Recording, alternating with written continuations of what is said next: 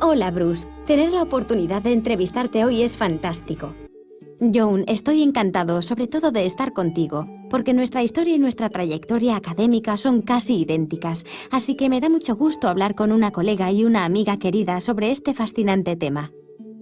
Bueno, sí que lo es, porque la cara de la ciencia cambia rápido, y tú has sido uno de los principales voceros de los cambios. Y lo que es fascinante es que de verdad ayuda a educarnos sobre lo que podemos hacer personalmente para ser más felices, o como tú dices, para vivir el cielo en la tierra y también tener mejor salud. Bien, Bruce, empezaré con una pregunta muy sencilla para ti. No es tan sencilla para otros, pero aquí vamos. ¿Cuál es la diferencia fundamental entre la ciencia convencional que todos aprendemos y la nueva biología que describes en tus libros? Bueno, es una revolución profunda para entender que si echamos un vistazo a la educación convencional que recibimos la mayoría de nosotros, seguramente podemos recordar que nos dijeron que los genes controlaban nuestras vidas, que al momento de la concepción recibimos un conjunto de genes de nuestra madre y de nuestro padre, y que ese conjunto de genes predestina nuestra vida de alguna forma. Esa predestinación es el resultado de los genes que recibimos. Si aceptamos esto, las enfermedades como el cáncer, la diabetes, el Alzheimer, etc., se consideran rasgos heredados.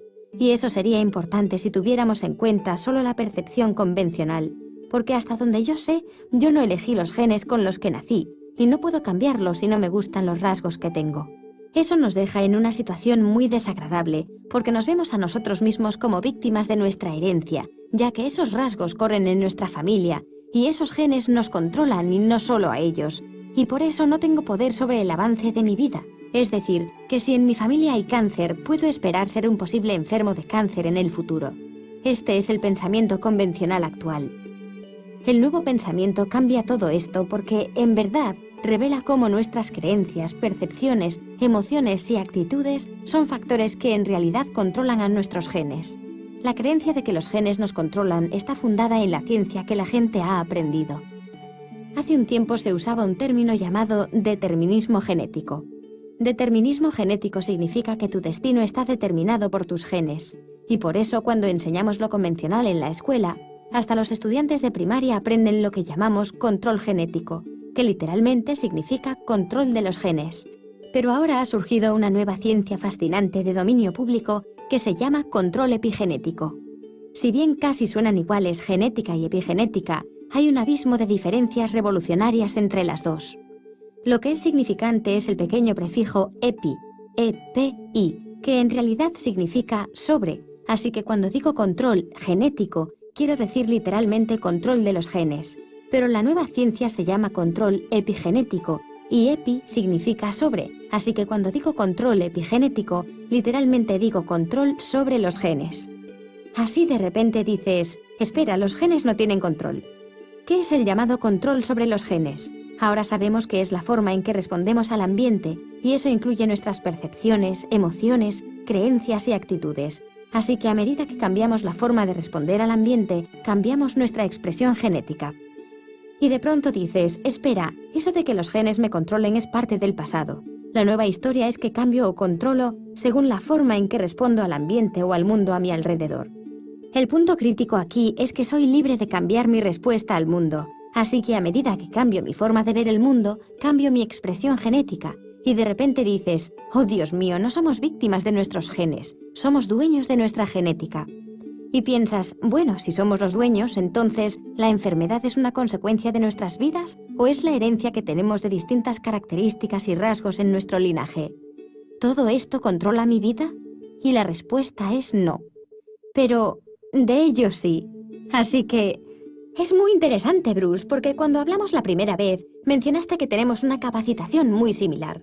Ambos tenemos doctorados en biología celular, estudiamos la biología de las células cancerígenas y recuerdo años atrás estudios con ratones con el gen del cáncer de mama. Si se criaban en ambientes normales, con una cantidad de estrés normal, a la mayoría se les activaba el gen y desarrollaban cáncer de mama. Pero si ponías a los ratones en el equivalente a un ambiente con poco estrés, podías tener ratones que no desarrollaban ese cáncer. No tenían cáncer aunque tuvieran el gen. Y eso es la epigenética, y eso es lo que debemos ver. Sé que también estudiaste extensamente el estrés, Bruce. ¿Cuál crees que pueda ser el efecto del estrés en los genes, no solo para el cáncer, sino también para el Alzheimer y otras enfermedades degenerativas? ¿Y cómo podemos cambiar la forma en que respondemos al estrés de la vida? Bueno, esa es una pregunta muy profunda, Joan, porque trae a colación un conocimiento que la gente no tiene. Y por ejemplo dicen, oh sí, este es el gen del cáncer de mama, BRCA1 o CA2, y dicen, oh, tienes ese gen. Inmediatamente la persona que oye esto sobre sí misma se estresa mucho, porque recibe que es portadora de un rasgo muy negativo y que puede esperar desarrollarlo. Bueno, de hecho solo ese estrés te empuja en esa dirección. Pero este es mi punto. No hay ningún gen que automáticamente haga que desarrolles un cáncer solo por tenerlo. Cada gen cancerígeno afecta a un cierto porcentaje de la población y nunca se hace hincapié en esto. Creo que alrededor del 60% o del 67% de la población que tiene el gen BRCA1 desarrolla cáncer. Bien, de lo que la gente no habla y lo que omite por completo es que el 33% de la población tiene este gen y no tiene cáncer. No hablamos de eso, pero es la parte de la población que es más importante comprender. ¿Cómo puedes tener un gen que supuestamente causa cáncer y no tener cáncer?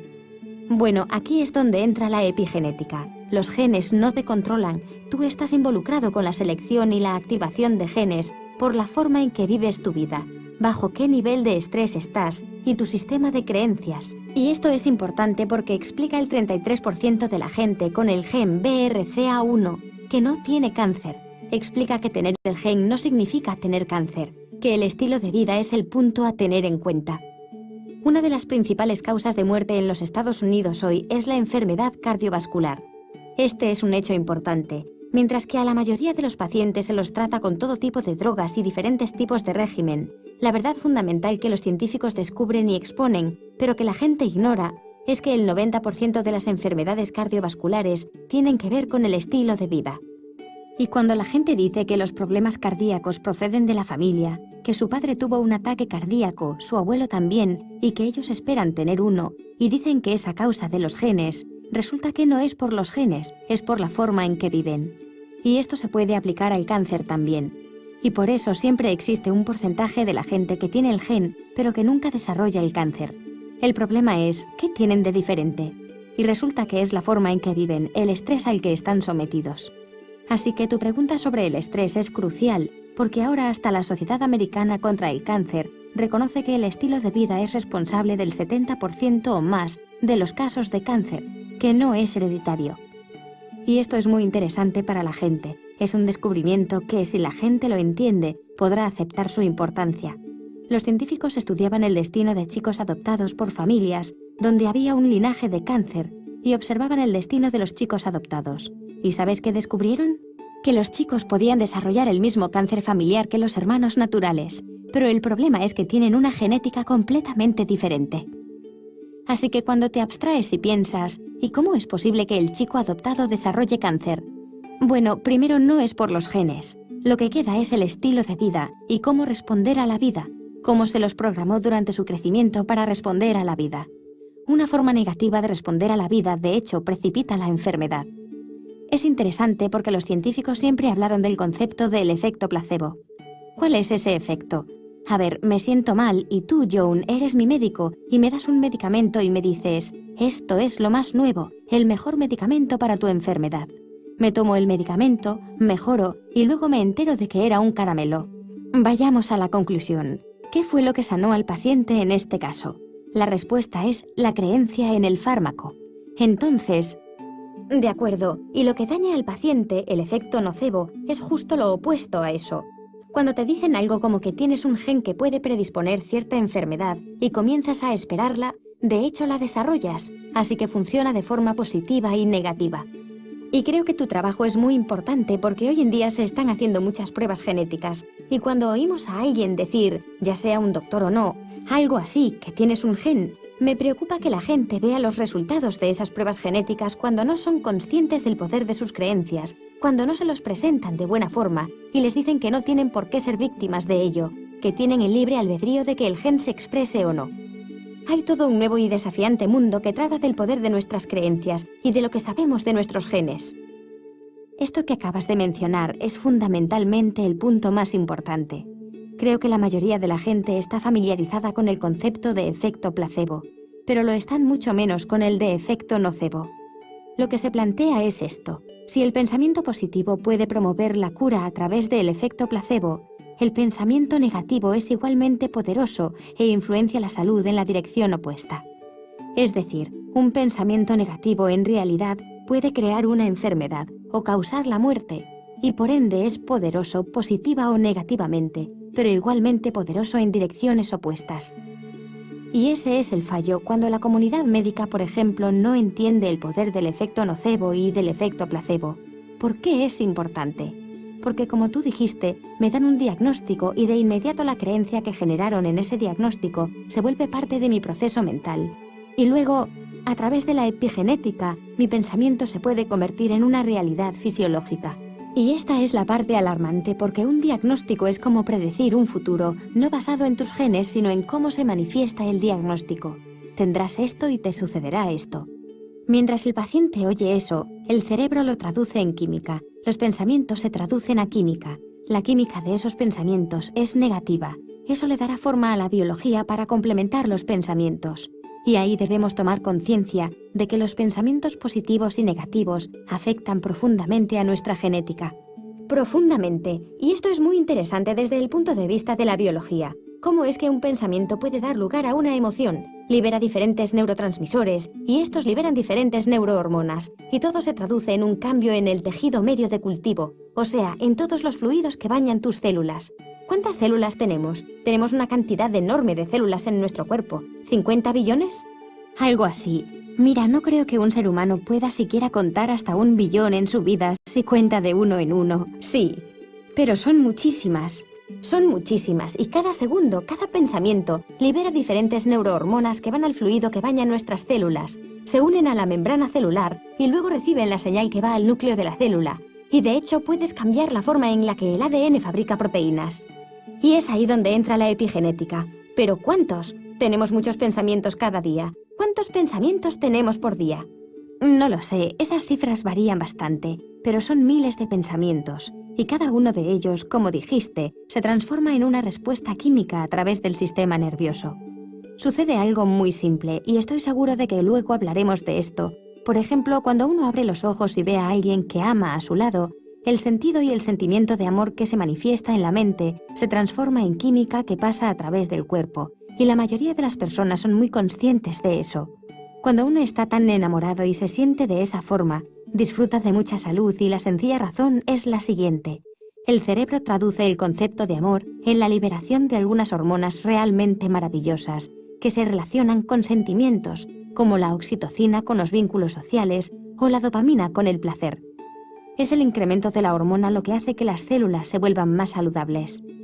Entonces, cuando una persona abre los ojos, siente el surgir de la química en el cuerpo, y cuando ve a alguien que ama, siente que lo ama. Pero, ¿qué está pasando cuando sientes eso? ¿Qué significa ese sentimiento? Significa que la química del cerebro se esparció por el cuerpo, y la química, como dijiste, afecta a la lectura genética. Si uso la química del amor que resulta de la acción cerebral, si agrego la química que se libera del cerebro cuando estamos enamorados a un recipiente de cultivo de tejidos que contiene células, veremos que esas células crecen de manera exuberante y que son todo lo saludables que pueden llegar a ser. Cuando uno está enamorado, puede sentirlo en todo el cuerpo. Si por el contrario la misma persona abre los ojos y ve algo que le asusta, no va a liberar química del amor. Se empiezan a liberar hormonas del estrés y lo que se denomina citocinas inflamatorias. Son sustancias químicas que cuando se las agrega a un recipiente de cultivo de tejidos, producen que las células se preparen para protegerse, lo que significa levantar una barrera ante una amenaza. Básicamente, cuando abrimos los ojos y vemos a alguien que amamos, la química es responsable de esta sensación creciente de felicidad en todo el cuerpo. Y al mismo tiempo, si abrimos los ojos y vemos algo que nos asusta, el cuerpo libera las hormonas del estrés y la fisiología cambia por completo. Sentimos mariposas en el estómago, ansiedad, nervios, y en ese proceso, mientras sentimos otras cosas, lo que sentimos en realidad es la reacción química que liberó el cerebro y altera nuestra actividad genética. El motivo es que el estrés es la mayor causa de enfermedad en el mundo y es un hecho fundamental. El estrés es una de las causas del cáncer, como ya he mencionado. Tú puedes tener cáncer, Joan, y si no estás bajo estrés, como se ve en ese maravilloso experimento del ratón que mencionaste, en el que cuando no estaban bajo estrés, a pesar de que tuvieran el gen del cáncer, no desarrollaban el cáncer, pero si tienes ese gen y estás bajo estrés, entonces de repente empiezas a tener una experiencia nocebo negativa que más adelante podría manifestarse en cáncer. De repente te das cuenta de que todo consiste en la forma en que miras al mundo. En realidad lo que nos dices es que cuando aprendemos a ver el mundo de otra manera podemos tener una vida mucho más saludable. Y aún así sé que hablas mucho, en realidad poco, acerca de nuestras percepciones y de la manera en que creamos el significado de los hechos que suceden en el inconsciente. Mucho de esto son programaciones primarias. Fueron programadas antes de que tuviéramos 5 años. Por ejemplo, digamos que uno está caminando por un pasillo en el trabajo, ve a su jefe y el jefe no lo saluda. Puede ser que inmediatamente nuestra mente piense, ¿ya no le caigo bien a mi jefe? Y luego, ¿qué sucederá si me despiden? El mercado laboral no está muy bien y enseguida comenzamos a liberar todo tipo de hormonas de estrés, porque cuando éramos pequeños nos programaron para tomarnos las cosas de manera personal, en lugar de tener un pensamiento que podría tener otra persona, como por ejemplo, el jefe está preocupado esta mañana, o me pregunto si se encuentra bien. Una vez que este tipo de cosas se fijan, sus interruptores quedan instalados en el inconsciente. ¿Cómo se puede reconocer que es un interruptor que está instalado en el inconsciente, que no es la realidad, es solo un interruptor? ¿Cómo se puede cambiar ese condicionamiento? Creo que eso es lo que todos queremos hacer, vivir la vida desde un punto de vista más positivo, más realista, curioso, cuidadoso, que supere el estrés. ¿Cuál es tu experiencia en este sentido? ¿Cómo lo logramos? Lo primero que mencionaste y que hay que reconocer es que la mente es el procesador del pensamiento, la acción del cerebro. Si miras a una radio y yo te digo, es una radio, el programa que se escucha a través del altavoz es el proceso de la radio. Así, imaginemos que la mente es un programa que sale del cerebro, que es la radio en sí. Tenemos que reconocer que la mente es el programa. Como ya mencionaste, y esta es la parte más importante, llegamos al punto crucial del problema. Es así, existen dos partes de la mente operando y son interdependientes, una palabra muy importante que significa lo siguiente. No son lo mismo, son dos entidades diferentes, están conectadas pero no son lo mismo. Marquemos la diferencia entre las dos. El inconsciente es la última expresión del cerebro humano y se localiza justo detrás de la frente, una parte del cerebro que se llama corteza prefrontal, que evolucionó y nos dio la conciencia. La conciencia es la base de nuestra identidad personal. El principio básico de nuestro espíritu está conectado a través del consciente. Tú y yo, Joan, y el resto de nosotros tenemos nuestro propio consciente individual, conectado con nuestra identidad personal. Y hay un hecho muy importante acerca de esto, porque va a tener un gran impacto. El consciente, que es uno mismo, contiene nuestras aspiraciones y deseos. El consciente es creativo. Dime, Joan, ¿qué es lo que realmente quieres en la vida? La respuesta creativa que me des, cualquier respuesta creativa, proviene por definición del consciente. Por eso tú y la programación del consciente representan tus aspiraciones y deseos y lo que quieres en la vida. También contiene tus pensamientos positivos, que son pensamientos creativos por definición. Este es el consciente. ¿Cuál es el subconsciente? El subconsciente es como una grabadora vieja. Grabas un programa, luego pulsas el botón y el programa se reproduce de nuevo. Es un hábito mental. Cuando aprendes algo, una vez que el subconsciente aprende cómo hacerlo, no tienes que aprenderlo de nuevo. No tienes que repasar todos los pasos, puedes presionar el botón y lo harás automáticamente. Es una parte de la mente muy importante. Desafortunadamente tiene una mala reputación, porque las personas creen que el subconsciente es la fuente del mal y la oscuridad. Y en realidad es un dispositivo de grabación y reproducción que facilita nuestras vidas, porque una vez que aprendes algo no tienes que volver a aprenderlo.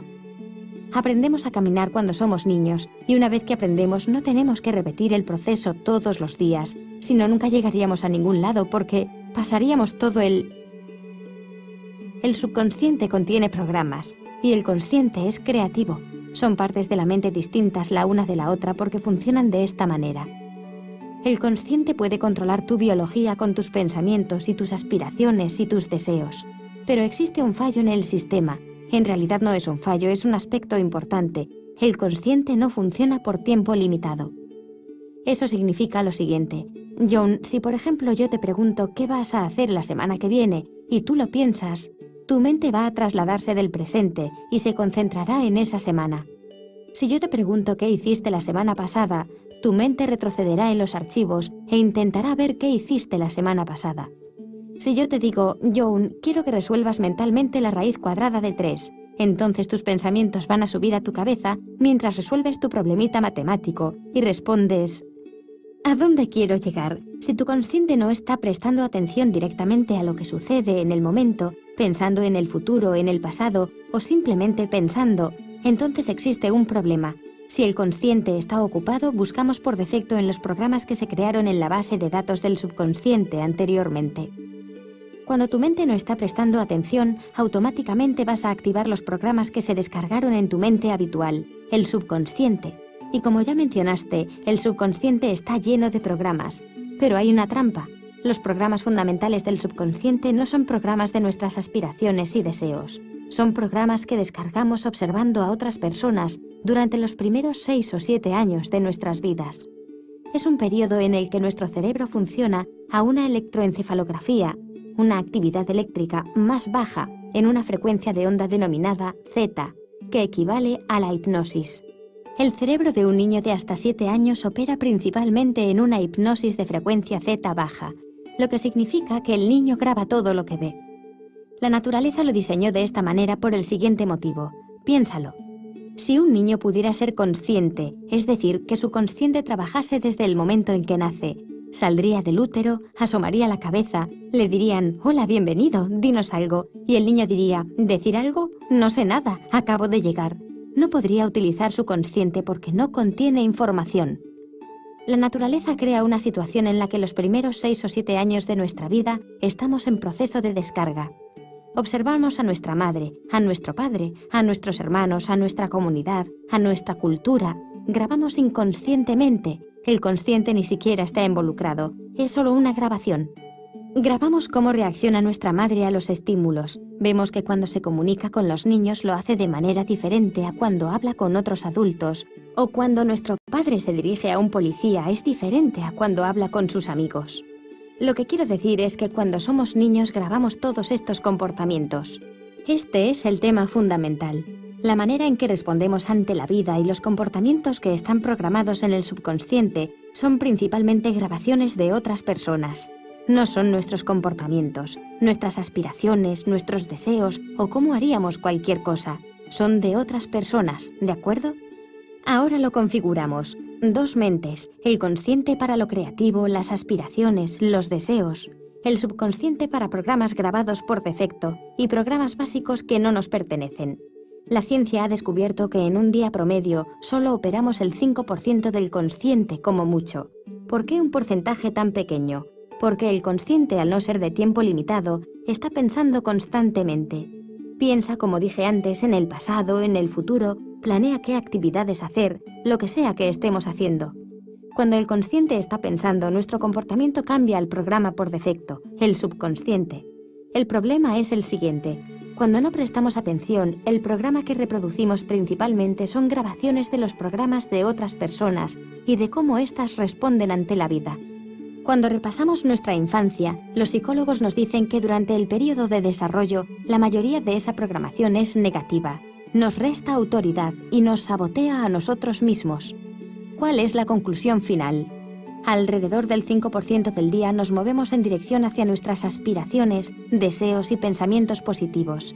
Y el 95% del día operamos con bases de datos preprogramadas que adquirimos de otras personas. Y provienen del subconsciente. Es un hábito. Los reproducimos solo por costumbre y de repente nos damos cuenta de que el 95% del día reproducimos programas que de ninguna manera apoyan lo que queremos, dónde queremos ir, nuestras creencias acerca de nosotros o nuestra vida, sino que reproducimos las percepciones de otras personas acerca de cómo responden ante la vida. Esta es la mejor parte, Joan. Durante esos primeros 6 años, los niños tienen que identificar qué lugar ocupan en el mundo en el que viven. ¿Cómo identifica un niño quién es en relación con la comunidad? Exactamente de la misma forma en que graban otros programas, graban lo que la gente dice de ellos. Esto es una traba en el sistema, especialmente cuando nos damos cuenta de que los padres no saben que el niño está en este periodo de grabación y piensan que está en un periodo del consciente, que es una vibración más alta que se potencia después de los 7 años. Un padre es como un entrenador de un equipo. Si a un jugador le va mal, ¿qué hace el entrenador? Se acerca y le dice: puedes hacerlo mejor, trabaja más duro, inténtalo más. Los padres hacen otra clase de entrenamiento al decirle a un niño que no es lo suficientemente bueno. Hacen eso con la idea de que, diciéndoselo, el niño va a esforzarse más en mejorar. Le dicen que no son lo suficientemente buenos o que no los quieren, intentando así que el niño mejore, y no se dan cuenta de que si el niño tiene 7 años o menos, no es consciente y no está capacitado para procesar esa información y ponerla en contexto. Si el niño tiene 7 años o menos, simplemente graba exactamente lo que le dicen los padres.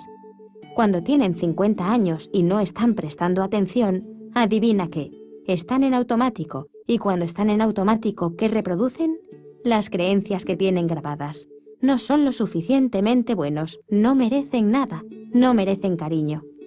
Luego la gente dice: sí, pero podría verlo así si esos comportamientos me hubiesen destruido. Y yo digo, esa es la traba en el sistema entero. Tú en general no ves tu propia conducta inconsciente por una simple razón, porque tu mente consciente está ocupada. Y si tu mente consciente está ocupada, entonces por definición no ve los programas que se están desarrollando en el subconsciente. Por eso en mis conferencias le digo a la audiencia: sé que alguna vez en la vida tuvieron algún amigo muy cercano. Conocían la conducta de su amigo muy bien y da la casualidad que conocían el padre de su amigo. En algún momento reconocen que su amigo comparte alguno de los comportamientos de su padre y entonces le dicen algo así como: oye, eres igual a tu padre, ¿sabes? Y más tarde se van alejando de Bill. Porque Bill es el primero en enojarse y decir: ¿cómo puedes compararme con mi padre? Mucha gente se ríe al oír esto porque les ha ocurrido y entonces yo digo: pero esta no es una historia superficial, porque todo el mundo puede ver que Bill se comporta como su padre. El único que no lo ve es Bill. Y un punto incluso más profundo es que Bill somos nosotros.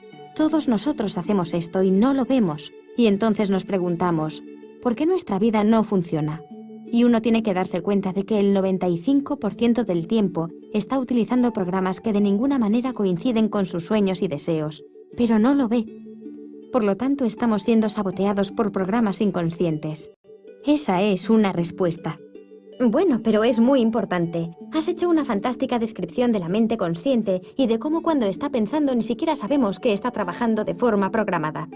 ¿Sabes qué? Pienso en las tradiciones de sabiduría, las tradiciones espirituales que hablan de volverse consciente y despertarse a la realidad. Y creo que hay muchos niveles de realidad, pero claramente uno de ellos es la realidad inmediata, que no necesariamente responde a lo que está sucediendo realmente. En vez de eso, reaccionamos a lo que creemos que está sucediendo. Y entonces despertarse de esa forma, si nos damos cuenta de que solo el 5% de nosotros es consciente, ¿cómo puedo hacer que una parte más amplia de ese 95% restante pase a formar parte de la corteza prefrontal, de la mente consciente, del yo sabio como algunos le llaman, o del yo mejor, donde tengo más poder de decisión, más voluntad, más orientación a mis metas, más posibilidad de tomar decisiones y de ser creativo? Entonces, ¿qué puedes decir? Voy a llevar esto a un nivel personal. Yo te conozco, Bruce, y lo que yo conozco de ti es que eres una de las personas más maravillosas, felices y amorosas que conozco. Tu relación con tu esposa es absolutamente maravillosa, y sé que tanto para ti como para todos nosotros, este ha sido un proceso de despertar y de ir más allá de los condicionamientos que uno tiene. ¿Qué es lo que más te ayudó en tu proceso de despertar? Bueno, antes de nada, muchas gracias por tus bonitas palabras. La razón por la que ves esas características es porque tú y Gordy sois un espejo para todos aquellos que hemos vivido nuestras vidas y hemos hecho cambios. Luego uno se dice a sí mismo: vayamos para atrás y pensemos, ¿qué controla mi vida? Yo digo, el 95% de tu vida está controlada por los programas de tu inconsciente que te insertaron antes de los 7 años. De hecho, incluso hay estudios que revelan que tal vez hasta el 50% de nuestra personalidad ya se desarrolló antes de que naciéramos, en el tercer trimestre del embarazo. Y la importancia de este período tiene que ver con lo que le ocurría a nuestras madres cuando experimentaban emociones que liberaban químicos desde su cerebro que controlaban su biología. Cuando eres un feto estás en el útero, pero adivina qué, la sangre de tu madre te alimenta. La alimentación por la sangre es lo que alimenta a las células, pero esto no es lo único que encontramos en la sangre, como ya dijimos. También están los químicos emocionales y todos los químicos de regulación, así que el feto experimenta lo que la madre experimenta. Cuando ella está feliz, el feto experimenta los químicos de la felicidad. El feto tal vez no sepa las razones, pero fisiológicamente se siente feliz. Si la madre está asustada o molesta, los mismos químicos que su cuerpo produce también se los pasa al feto. Por tanto, el feto está sintiendo un proceso secundario, un reflejo de la vida, al experimentar los patrones de conducta y los sentimientos de la madre. Por lo tanto, el feto aprende emociones. Ese es el punto. Los patrones, las cosas que se repiten. Entonces, para cuando un niño nace, ya tiene un patrón de respuestas emocionales. Como ves, se nos programa desde muy temprano. Entonces volvemos y decimos, un momento, nuestras vidas son controladas el 95% del tiempo por estos programas inconscientes. Y entonces yo digo, cuidado, muchos de estos programas ocurrieron antes de los 7 años, incluso en el útero, en las primeras horas, días y semanas de vida, en el primer año, el segundo, el tercero. Y uno piensa, espera un segundo, ni siquiera sé cuáles son esos programas, realmente no era consciente. Entonces la gente dice, ¿cómo podría saber cuáles son mis programas? ¿Me ayudarán o no me ayudarán? Y esto se convierte en una pregunta muy importante, porque ya que la vida de uno es controlada por los programas, a uno le encantaría tener introspectiva respecto de los programas que tiene, y en especial de los que se formaron cuando no era consciente, cuando niño. Aquí viene la parte fácil, que es un poco graciosa, y es que volvemos a la ciencia que dice que la vida de uno proviene en un 95% de programación inconsciente. Entonces es simple. Esta ciencia dice que tu vida es una copia de tus programas inconscientes, ya que el 95% de tu vida está siendo controlada por ese 95%. Entonces, en vez de hacer psicología y reexperimentar los traumas de la vida, que es lo que hace mucha gente, hay que darse cuenta de que eso no es lo que hay que hacer para ver qué hay en el inconsciente. Todo lo que hay que hacer es mirar nuestras vidas y darnos cuenta de que lo que nos ocurre de forma sencilla y sin esfuerzo, lo que nos gusta que nos pase, nos ocurre precisamente porque tenemos programas que causan que eso acontezca de esa manera. Y en cambio, ante todo por lo que uno se esfuerza, todo aquello por lo que uno lucha, todo aquello por lo que hay que hacer un esfuerzo porque no ocurre, la pregunta es, ¿por qué nos tenemos que esforzar tanto? Y la respuesta es, porque aparentemente tenemos programas que impiden que esas cosas ocurran. Uno se esfuerza mucho por superar esos programas. Luego, básicamente, si queremos entender cuáles son esos programas, tenemos que mirar nuestras vidas. Las cosas que funcionan con facilidad lo hacen porque en realidad tenemos programas que las facilitan. Y todo aquello por lo que luchamos tanto representa verdaderamente el hecho de que nuestras creencias están interfiriendo. Por lo tanto, básicamente uno concluye, claro, ahora sé cuáles son las cosas en las que tengo que centrarme más, porque son las cosas en las que encuentro problemas para conseguir que ocurran. Entonces ahora uno tiene que pensar cómo hacer para identificar estas creencias. Una de las características más importantes de la naturaleza de la comunidad es que si uno es realmente cercano a alguien, y esto es raro cuando uno se pone a pensarlo, y muestra un elemento de su personalidad o un comportamiento negativo, si tiene amigos cercanos, pero realmente cercanos, pueden decirle a uno, ¿sabes qué? Lo que acabas de hacer no ayuda mucho a lo que realmente quieres hacer o que realmente quieres de tu vida. En esos casos uno puede recibir críticas o cualquier otro tipo de feedback, porque recuerda, la mayor parte del comportamiento es invisible para nosotros, porque siempre que nos comportamos de alguna manera, lo hacemos así porque nuestras mentes conscientes están ocupadas. Por eso es de mucha ayuda tener gente a nuestro alrededor, y en especial en nuestras relaciones que sean importantes para nosotros. ¿Por qué? Porque una vez que uno toma conciencia de esos aspectos negativos del comportamiento, ya tiene un punto de partida sobre lo que realmente quiere cambiar. Esto es muy importante, porque como digo, tratar de analizar el comportamiento propio solamente cuando se manifiesta es muy difícil, ya que solo estaríamos prestando atención a alrededor de un 5% del tiempo. Entonces uno piensa, tengo estos programas, se formaron en mi niñez. Estos programas no me ayudan, son los que me quitan la fuerza, los que me sabotean todo. especialmente las creencias respecto de nosotros mismos. Es decir, cuando miramos hacia otro lado y escuchamos cómo los padres hablan a sus hijos, eso siempre enoja. Me irrita porque cuando les dicen estas cosas a un chico de menos de 7 años, no se dan cuenta de que el chico está grabando todo lo que dicen. Y luego cuando pulsan un botón, estos chicos repetirán exactamente lo que los padres dijeron y se comportarán según lo que han aprendido. Básicamente y en concreto, conceptos del tipo no soy lo suficientemente bueno o no me lo merezco, y el no amar o el no ser lo suficientemente listo, etc., todos son impedimentos en nuestras vidas. Cuando superamos estos conceptos y cambiamos la programación y la reemplazamos con el mismo tipo de programación de nuestros sueños y deseos, ¿sabes qué? Entonces todo se vuelve muy emocionante, porque significa, incluso si no estás prestando atención y recurres al programa inconsciente, si el programa tiene todos tus deseos y sueños, que incluso si no estás prestando atención, de todas formas te estás moviendo en la dirección de lo que quieres en tu vida. Esto es importante, pero creo que lo principal de todo esto es que uno puede cambiar esas creencias. Es importante cambiar esas creencias. Muchas culturas que no son tan cercanas a las occidentales lo saben claramente desde hace miles de años. Tienen todo tipo de ceremonias especiales para las jóvenes parejas mientras se unen, ceremonias para cambiar su pensamiento y procesos si quieren concebir un niño. Tienen todos esos temas relacionados con las creencias, porque las creencias afectan a nuestras vidas.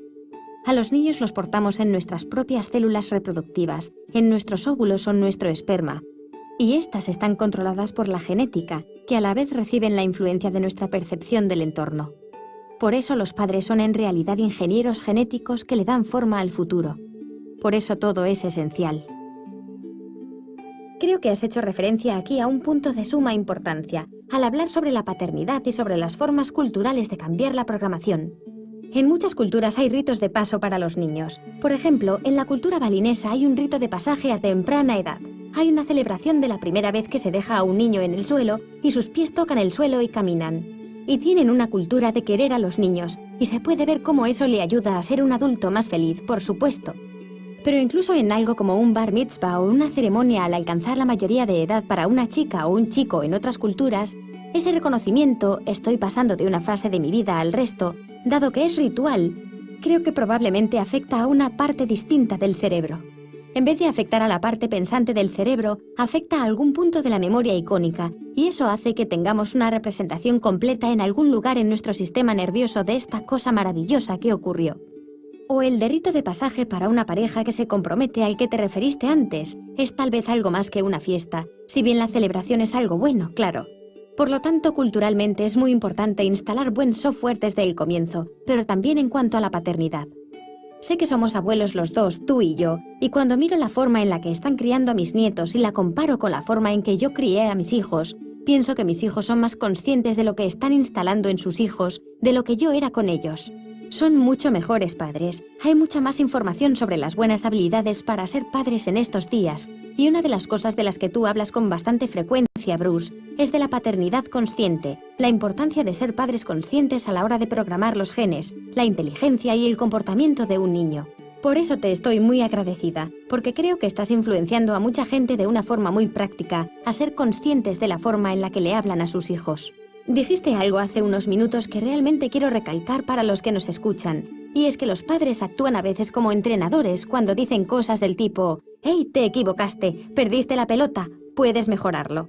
Y reconocer lo que decimos a nuestros hijos tiene que ver con eso, pero además decirlo en forma positiva, como «Estás mejorando en eso de encontrar la pelota, veo que tu concentración está mejorando». Es muy distinto de «Oye, tu mente estaba volando, ¿dónde diablos estabas?». Esto es algo que podemos hacer. Pero creo que tal vez es igual de positivo hacer lo mismo con nosotros en cuanto a la programación de las conversaciones con nosotros mismos. ¿Qué opinas respecto del movimiento de los últimos 20 años en cuanto a las terapias cognitivas que se han vuelto tan populares, sobre volverse más consciente de la forma en la que te hablas a ti mismo y llevar a cabo cambios efectivos? ¿Tienes algunas ideas? ¿Eso funciona? ¿Hay algún método que funcione mejor que otro? Bueno, Joan, como tú dijiste, ha habido numerosas modalidades que afectan al cambio de creencias que son modernas y rápidas, y realmente nos hacen ser conscientes sobre una parte del conocimiento que antes no teníamos. La mayoría de la gente comparte la idea de que la mente consciente y el inconsciente operan en nuestras cabezas, y que nosotros somos la mente consciente.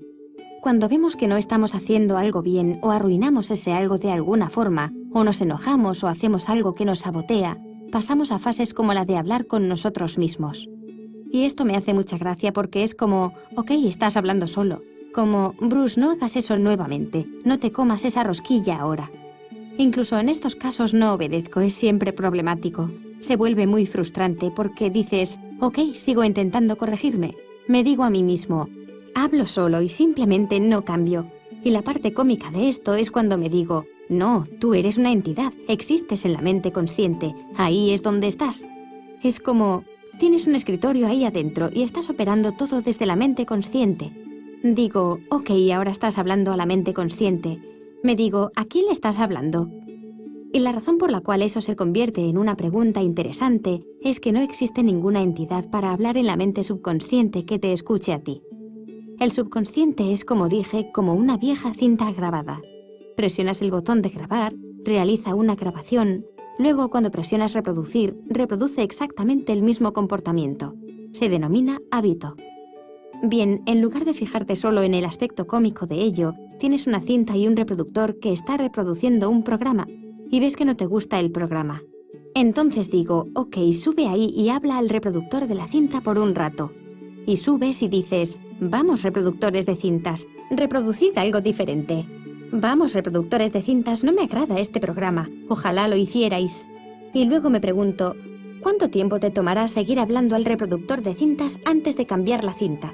Y la respuesta es, podrías estar hablando hasta el hartazgo. No habrá ninguna diferencia porque no hay nadie ahí dentro de ti. Entonces dices, oh, luego lo que hay que entender es que tiene que haber una manera de presionar ese botón de grabar. Y eso es lo que hacen estas modalidades nuevas, algunas de ellas denominadas en conjunto psicología energética y otras denominadas modalidades de cambios de creencia. Tengo en mi página web, brucelipton.com, una lista de recursos, tal vez 20 o 30, de estas nuevas modalidades diferentes, que nos permite presionar el botón y volver a escribir programas en minutos. Cuando sabes cómo presionar el botón de grabar, es mucho más fácil que hablar al reproductor de cintas y no obtener ninguna respuesta. Todo esto es esencial porque puedes cambiar estos comportamientos cuando entiendes el origen de una manera de hacer funcionar el programa que no sea hablar solo, que más que frustrante es irritante y en realidad te deprime cuando te das cuenta de que nadie está escuchándote cuando intentas corregir la cinta.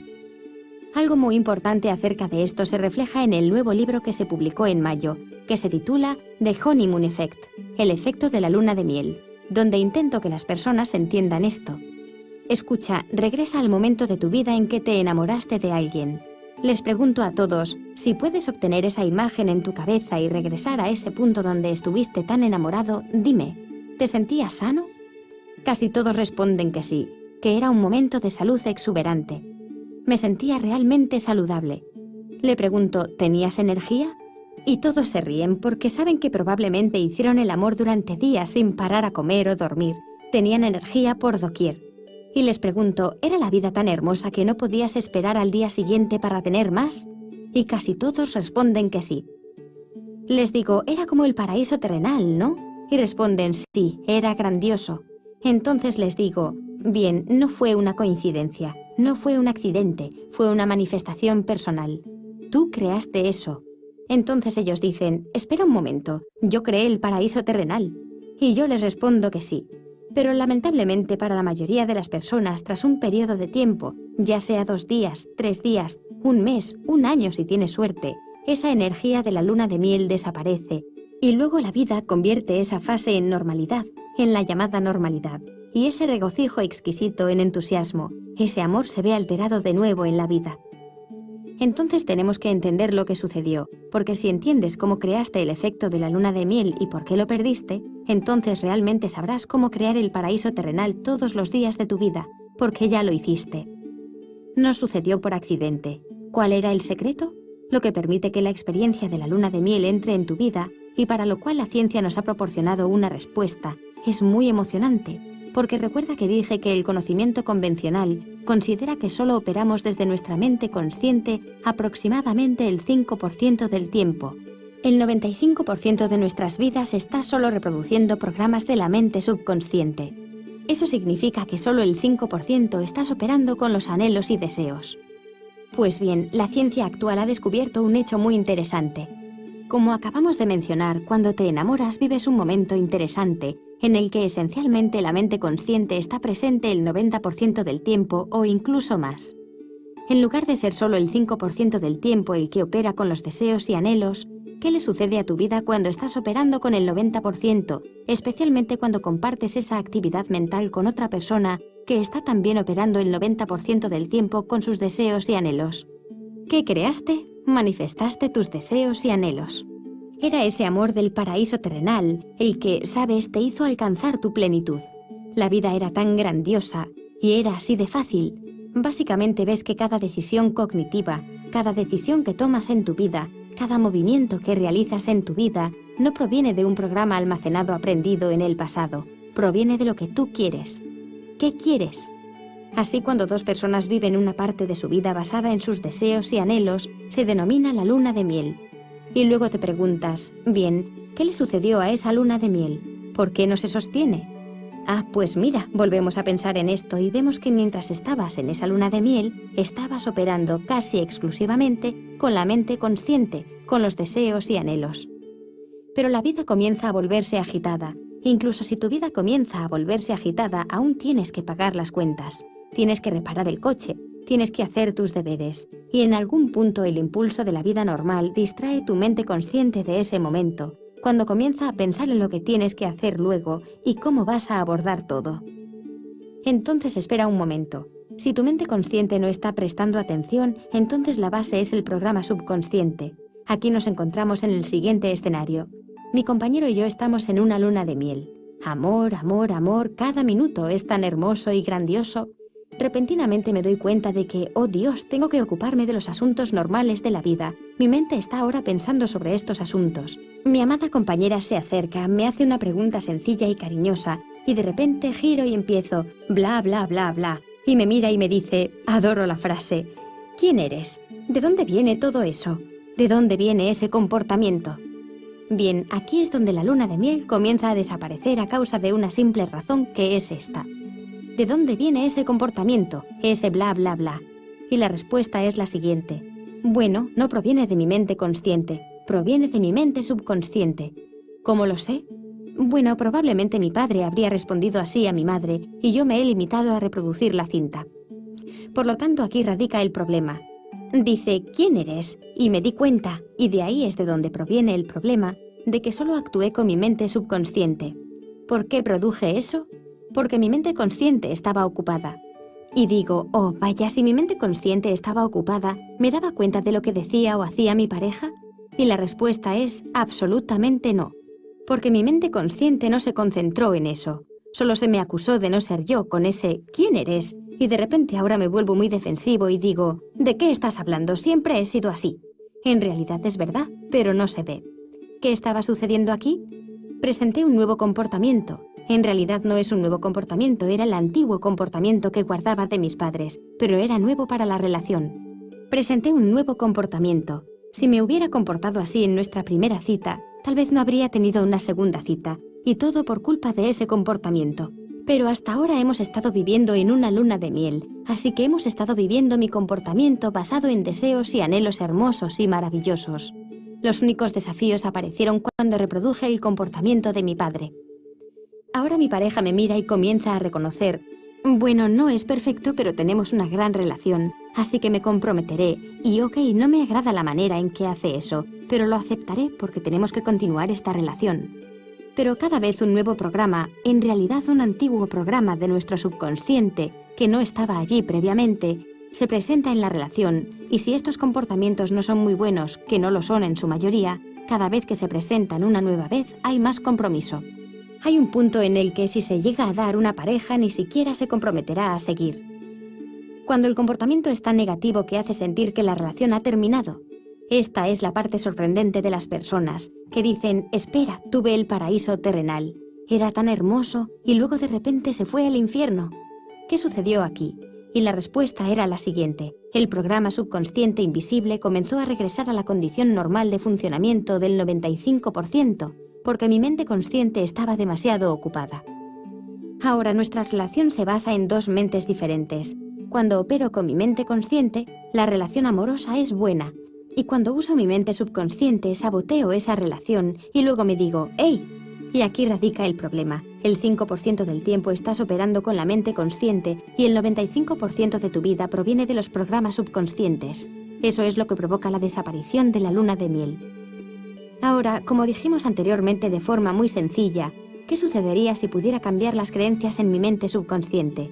¿Qué sucedería si tomara esas creencias negativas que estaba expresando, las detuviera, las volviera a escribir, las convirtiera en una creencia positiva? ¿Qué tan importante sería hacer eso?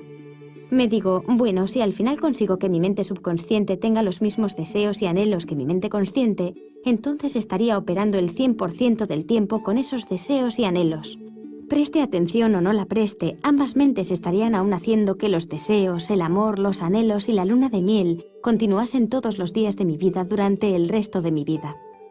Así que estamos en una situación aquí que me dice, creaste el paraíso terrenal cuando perdiste el programa, y por lo tanto quieres tener el cielo en la tierra.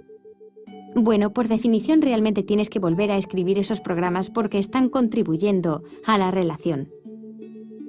Es una explicación maravillosa. Creo que todos se han preguntado, ¿qué le habrá pasado a ese increíble estado de unión, a ese estado de vivir en el presente cuando estás enamorado? Miras alrededor y en realidad ves cosas. Ves que el mundo es hermoso. Ves la luz en tu amado en vez de una pantalla de lámpara. Ves todas esas cosas hermosas.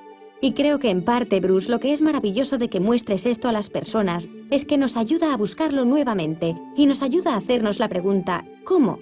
No solo cómo puedo reprogramar mi mente inconsciente, sino cómo puedo poner mi corteza prefrontal en funcionamiento para que pueda ser consciente y operar con mis deseos y anhelos la mayor parte del tiempo. Y al darte cuenta de ello, cuando ves el rostro de tu ser amado, solo para disfrutar de ese momento, para respirar, para estar presente, para estar consciente, cuando ves alguna manifestación de la belleza que de repente te estimula para que te despiertes, para pasar un poco más de tiempo admirándola, creo que es posible entonces, aunque sea poco a poco, lograr de verdad que el afecto de la luna de miel continúe por más tiempo. Y el amor que sentimos es, por supuesto, el amor por nuestro ser amado, pero como tú nos has descrito de una manera tan bella, Bruce, el amor que de igual manera sentimos es un amor por nosotros mismos, por lo que valemos, es decir, por nuestra enorme valía. Y claro, por supuesto, ¿cómo podemos ante todo evitar amar el misterio magnífico de la creación que nos ha proporcionado esa consciencia? Bueno, pues solo quiero decir que tu trabajo ha sido de una increíble inspiración, tanto para mí como para muchas personas, en realidad para millones de personas en todo el mundo. Y espero que nuestros oyentes se tomaran el tiempo necesario para leer tus libros The Biology of Belief, Spontaneous Evolution, La biología de la creencia, evolución espontánea, que tiene mucho que ver con el tiempo de cambio que estamos viviendo ahora y la evolución de la comunidad y de la conciencia en este mundo. Y luego, por supuesto, tu libro recién publicado, The Honeymoon Effect, El efecto de la luna de miel, que es un aporte impresionante a la literatura. Así que en nombre de Hay House y de todos aquellos oyentes, desde lo profundo de mi corazón, Bruce, quiero agradecerte tu forma de ser y todo lo que has realizado. Eres un ser humano impresionante.